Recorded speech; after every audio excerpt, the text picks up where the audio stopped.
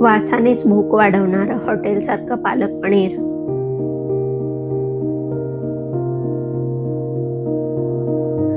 मी इथे पाणी उकळवायला ठेवलंय. पाणी उकळले की स्वच्छ धुवून घेतलेली पालक घालूया. झाकण ठेवून 2 ते 3 मिनिटांसाठी वाफवून घ्यायचं आहे.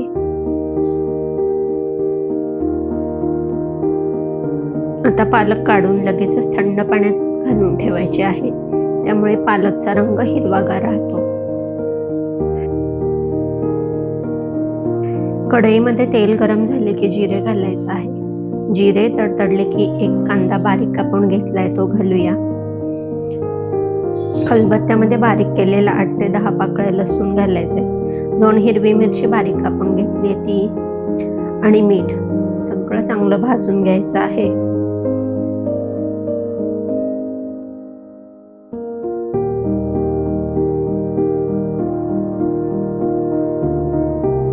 कांद्याचा रंग बदलत आला की आता टोमॅटो घालूया.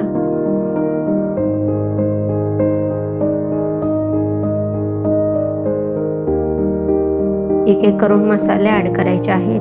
हळद, लाल तिखट, कांदा लसूण मसाला आणि धनापूड.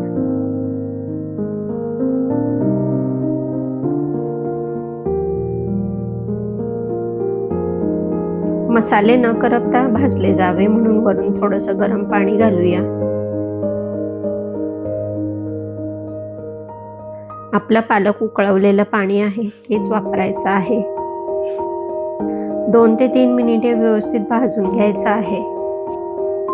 तोपर्यंत पालक थंड झाली आहे, ती मिक्सरला बारीक करून घेतली आहे. आता कढईने तेल सुटायला सुरुवात झाली आहे. वाटून घेतलेली पालक घालूया. थोडंसं हलवून मिक्सरच्या भांड्यामध्ये पाणी घालून तेच पाणी भाजी शिजण्यासाठी वापरायचं आहे.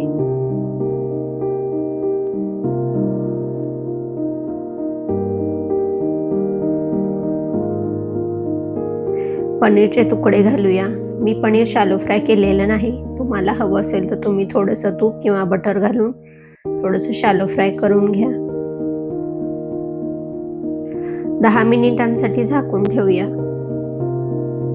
पनीर घातलेली कोणतीही भाजी जेव्हा आपण शिजायला ठेवतो तेव्हा 2 ते 3 मिनिटांनी मध्ये हलवायचं आहे, म्हणजे पनीर कढईला खाली चिटकत नाही.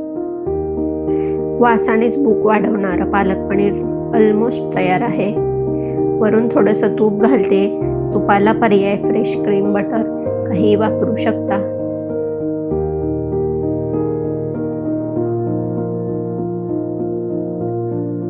घरीच अगदी साध्या सोप्या पद्धतीने बनवलेलं पालक पनीर तयार आहे. तुम्हाला पालक पनीर कशासोबत खायला आवडतं नक्की सांगा. भेटूया लवकरच. तोपर्यंत काळजी घ्या, घरच्यांसोबत स्वतःचीही.